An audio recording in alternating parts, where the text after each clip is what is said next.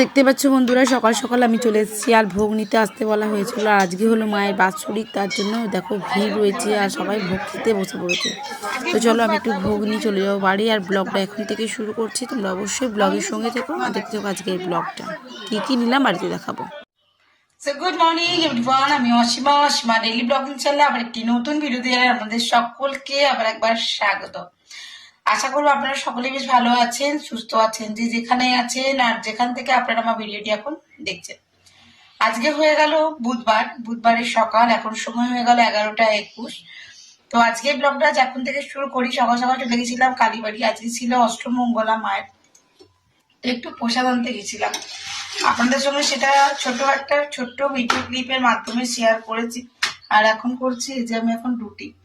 তো চলুন ব্লগটা কন্টিনিউ করবো, অবশ্যই ব্লগের সঙ্গে থাকবেন, না দেখতে থাকবেন আজকে ব্লগটা।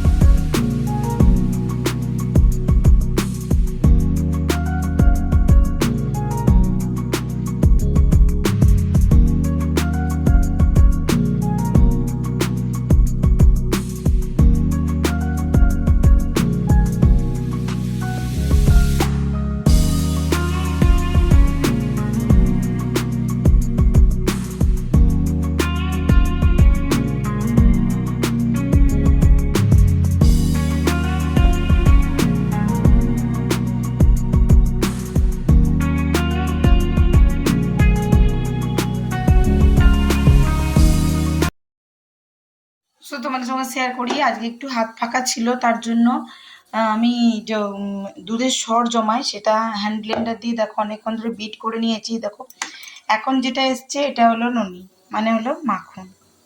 এই যে দেখো মাখন আকারে ওটাকে আমি বার করেছি। এই যে জলটা এইভাবে নিকারে ফেলে দিয়ে এইভাবে তোমাকে দিয়ে দিতে হবে, বুঝেছ? কারা কারা বাড়িতে ঘি বানাও? এই দেখো শর্টটা এইভাবে আমি খুব ভালো করে ফেটিয়ে নিয়েছি। আর ফেটিয়ে নেওয়ার পরে এই যে জলটা বেরিয়ে গেছে দেখতে পাচ্ছ, আর এই যে আমার ননিটা বেরিয়ে গেছে। এবার এটা আমি এখানে, এটা তুমি যত ভালো করে বিট করবে তত ভালো ঘিটা বেরাবে, সেই আর কি। তো তোমাদের সঙ্গে এই জন্য সেটা শেয়ার করে নিলাম। আর এদিকে ডাল বসিয়ে দিয়েছি। তো এখন আমার ঘিটা হোক, বাকিটা আমি এখন চেঁচে বার করি। দেখছো গায়ে লেগে আছে, এদিকে গায়ে সব লেগে আছে, বার করবো আর জলটা ফেলে দেবো।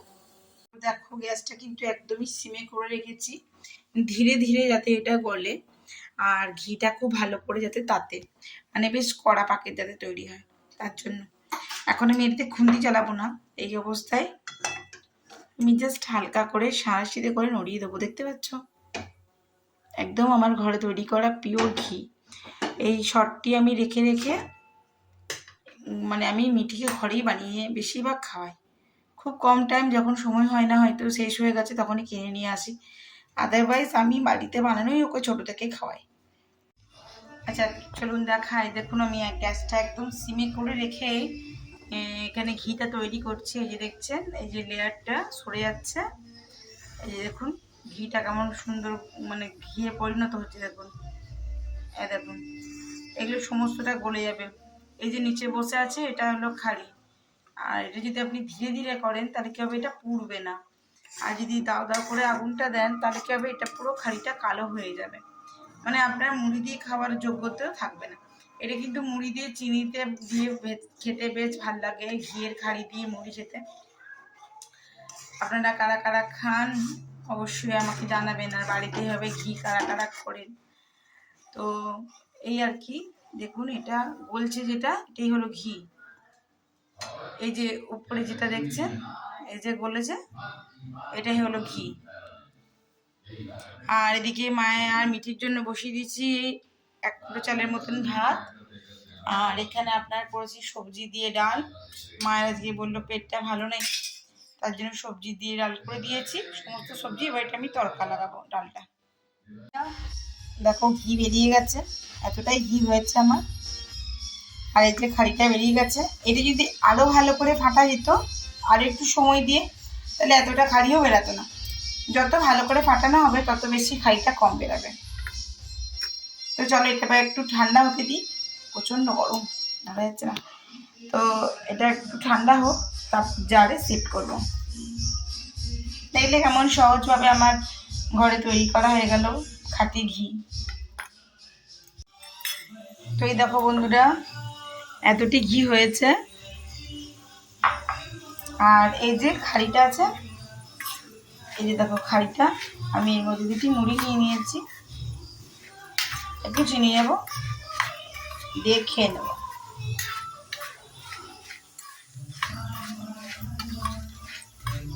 তোমরা কারা কারা এরকম ভালোবাসো আমার সঙ্গে শেয়ার করো কিন্তু। চলো একটু চিনি দিই। চলুন তবে আপনাদের সঙ্গে শেয়ার করলাম কিভাবে আমি বাড়িতে ঘি বানাই। আর আমার যেটুকু মানে দুধ, তার থেকে শর্টটা তুলে তুলে, কেন এখন তো মিঠিকে শর্টটা খাওয়াতে স্যার বারণ করেছেন, যার কারণে আমি শর্টটা তুলে রাখি। আগে আগে তুলতাম বেশি। ঘড়িতে সময় হয়ে গেছে 2:11 বেজে গেছে। এখন আমার বেটি এখনো ঘর আসেনি, আসতে এখন অনেক দেরি। আর তখন আমি বসে বসে কি করছিলাম, কাঁচা হলুদগুলো ছাড়াচ্ছিলাম, কাঁচা হলুদের ছালটা ছাড়াচ্ছিলাম। এই যে একটা মাদুর দেখো পেতে নিয়েছি, বেটি আসতে এখন অনেক দেরি। তো আপাতত এখানে একটুখানি নিচে ঠান্ডা লাগছে, একটু শুয়ে পড়ি বুঝলে। থেকে নিয়ে আসা প্রসাদ, একটা টিফিন বক্স খালি হয়ে গেছে, আর এই একটা আছে পূর্ণ। নিয়ে এসেছিলাম চাটনি, আর এই একটা দিয়েছিল সবজি। তো বাড়ির সকলেরই আমাদের প্রসাদ নেওয়া হয়ে গেছে। সো গুড ইভিনিং, শুভ সন্ধ্যা। সন্ধ্যের অনেকক্ষণ হয়ে গেছে। মিঠি আজকে 5টা, 5:30 থেকে মিঠি পড়া ছিল। দেখুন মিঠি এখন করলো চা 2 কাপ আমাদের জন্য, মিঠির আর আমার। এখানে আজকেও ভেজে নিয়েছি একখানা লঙ্কা পকোড়া। এই যে এটা হলো একটা পোর্শন, আর এটা একটা। এখানে ভাজি 3টে আলুর চপ। তো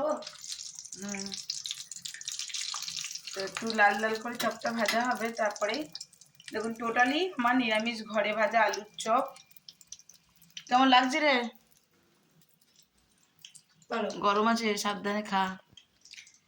মিঠি চাটা এখন ভালোই বানায়, কেউ শিখিয়ে দেওয়া হয়েছে, বাবাও শিখেছে এখন। কই শিখিয়ে দেওয়া হয়েছে, আমি নিজে শিখেছি এক্সপেরিমেন্ট করে। কিন্তু চাটা ভালোই করিস। আর ও যেমনটি জানে যে মা চায়ে চিনিটি কম খায়, ও কিন্তু চিনি দেয় না বেশি, চিনিটি অল্পই দেয়। আবার তেজপাতা দেবে, আদা দেবে। অমনি করে তোর বাবাও খেয়ে খেয়ে অভ্যাস হয়ে গেছে, আগে খুব চিনি খেত। এলাইচি। তো চলুন আমরা এখন চাটা খাই, তারপর রাতে ডিনারটা দেখা যাবে। তো কাল তো তোমাদের সঙ্গে রাতে ব্লগটা শেষ করা হয়নি বন্ধুরা। তো দেখো সকাল সকাল আমাদের লেবু জল খাওয়া হয়ে গেছে। আর এই যে মিঠিকে গোবিন্দভোগ চাল দিয়ে করে দিয়েছিলাম পোলাও, নিরামিষই পোলাও করে দিয়েছিলাম। আর ও তো আজকে স্কুল চলে গেছে।